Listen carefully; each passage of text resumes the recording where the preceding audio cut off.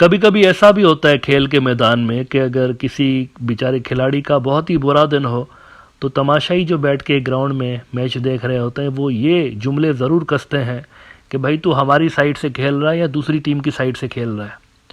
Geopolitics के मैदान में भी कभी कभी ऐसा हो जाता है। किसी लीडर के फैसले जब गलत साबित होते हैं तो एक्सपर्ट्स ये सवाल ज़रूर पूछते हैं कि ये किसकी साइड से खेल रहे हैं, इनके जो फैसले हैं उनका तो उल्टा नुकसान हो रहा है। बांग्लादेश के अंदर जब शेख हसीना की रिजीम धपड़दूस हुई है उसके बाद से लेकर नरेंद्र मोदी ने कुछ ऐसे फैसले किए हैं जिसमें ओन गोल हुआ है, अपना ही गोल कर दिया उन्होंने। और ये सवाल उन पे बहरहाल बन रहा है कि ये किसकी साइड पे खेल रहे हैं। सर्टेनली इंडिया की साइड से तो खेलते हुए नज़र नहीं आ रहे। जब बांग्लादेश में नई सरकार आई तो इनकी जो पॉलिसीज़ थी उन्होंने स्ट्रेटेजिक गैप छोड़ा, बहुत बड़ा स्ट्रेटेजिक गैप छोड़ा बांग्लादेश के अंदर, और तेज़ी के साथ उस स्ट्रेटेजिक गैप को पाकिस्तान और चाइनीज़ फिल करते गए हैं। एज अ रिज़ल्ट अब हुआ यह है कि चाइना का जो असर व रसूख है, चाइना का जो बांग्लादेश के साथ एक रिलेशन है वो बहुत ज़्यादा मजबूत हुआ है और इंडिया का पहले के मुकाबले में कहीं ज़्यादा वीक हुआ है। जब सरकार नहीं आई थी बांग्लादेश के अंदर तो इनकी तरफ से एक रिक्वेस्ट गई थी इंडिया को कि मोहम्मद यूनिस और इनकी मुलाकात करते हैं मोदी साहब की यूनाइटेड नेशंस के अंदर, लेकिन इंडिया की जानिब से मना कर दिया गया था क्योंकि उन दिनों में बीजेपी मसरूफ़ थी, झारखंड में और दीगर कुछ रियासतों के अंदर इलेक्शंस हो रहे थे तो ये बांग्लादेशी इन्फिल्ट्रेटर्स का कार्ड खेल रहे थे। इस चीज़ का भी असर पड़ा। और दूसरा जो जनरल इनकी पॉलिसी रही बांग्लादेश के हवाले से वो नेगेटिव रही, बिकॉज शेख हसीना इनके गुड बुक्स में थी। उनका इक़्तिदार से धबरदूस होना इनके लिए एक ऐसा इवेंट था जिसको ये एक्सेप्ट नहीं कर पा रहे थे शुरुआती दिनों में।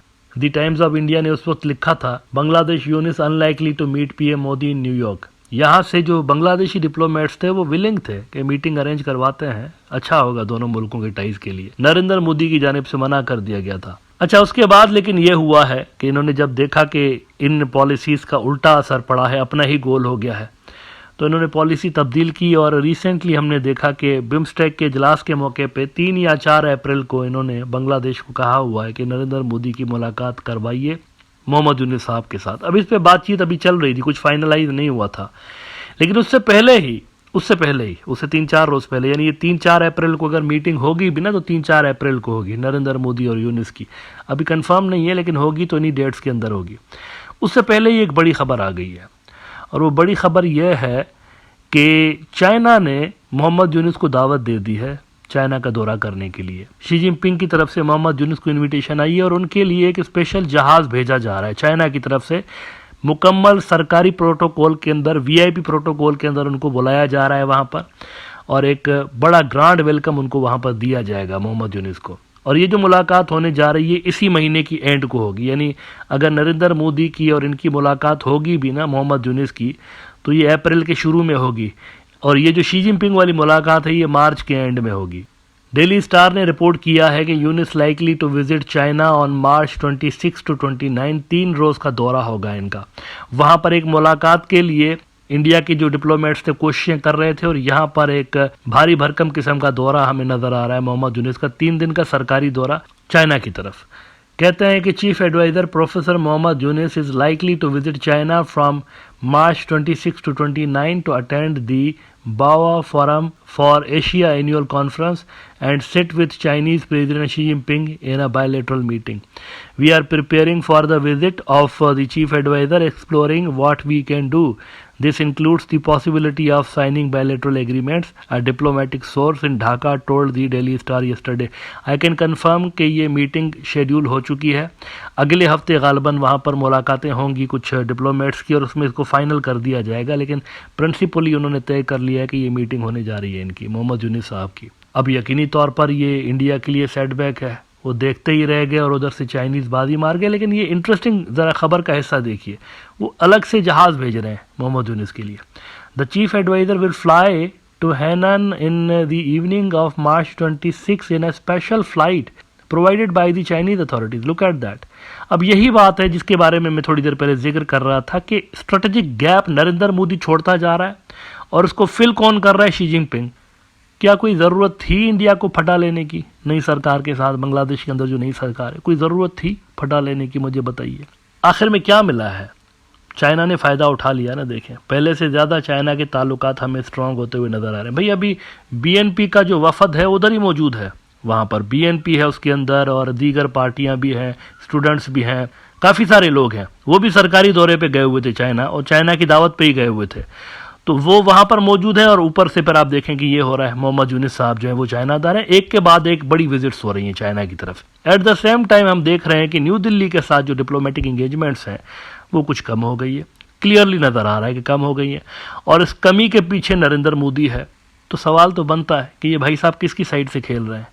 मतलब ऐसा नहीं कि जानबूझ के कर रहे हैं, ऐसा नहीं है। कहने का मकसद यह है कि इनके जो एक्शंस है ना, उसका फ़ायदा चाइना को हो रहा है। अभी 2-4 रोज़ पहले द न्यू इंडियन एक्सप्रेस के अंदर मोहम्मद यूनिस और नरेंद्र मोदी की मुलाकात के हवाले से लिखा गया था कि फाइनल कुछ भी नहीं है, लेकिन कोशिशें की जा रही हैं। उन्होंने कहा था कि prime minister Narendra Modi is likely to meet the Mohammad Yunus, the chief adviser to Bangladesh interim government, on the sidelines of 6th BIMSTEC Bay of Bengal Initiative for Multi-Sectoral Technical and Economic Cooperation Summit in Thailand on April 3 to 4. April 4 will be the main summit day of the sub-regional grouping, though the possibility of meeting between Modi and Yunus is being explored. There is no official confirmation yet. अभी कुछ तय नहीं हुआ वहाँ पर, और हम अब मार्च में आ गए हैं और अभी भी कुछ तय नहीं हुआ कि ये मुलाकात इनकी होगी भी या नहीं। हो सकता है ना भी हो, क्योंकि इंडिया ने शिकायतें ही लगानी थी।